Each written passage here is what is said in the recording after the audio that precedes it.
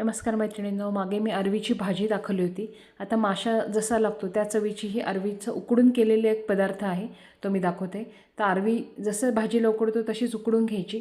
2 याच्यामध्ये कट करा किंवा अख्खी अरवी ठेवली तरी चालेल. त्याला चपटं करून आणि मीठ लावून घ्यायचं थोडंसं या पद्धतीने.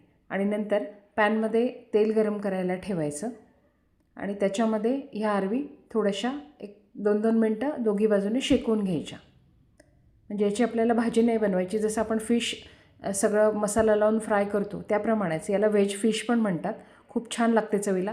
तर इथे मी तांदळाचं पीठ, किचन किंग मसाला, लाल मसाला, हळद आणि मीठ याचं मिश्रण घेतलं. आमच्या लाल मसाल्यामध्ये धणे जिरे पूड वगैरे सगळं असतं, त्याच्यामुळे ते वेगळं टाकत नाही मी.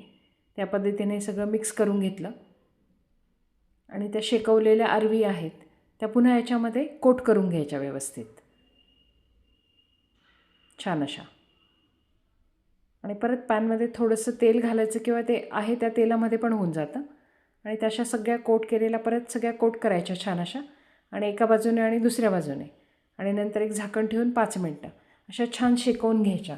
तो मसाला त्याच्यामध्ये छान असा वाफेने मुरवला जातो आणि छान अशा क्रिस्पी होतात.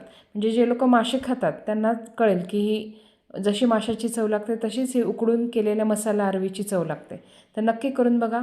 खूप सुरेख चवीचं आणि अतिशय सोपी रेसिपी आहे.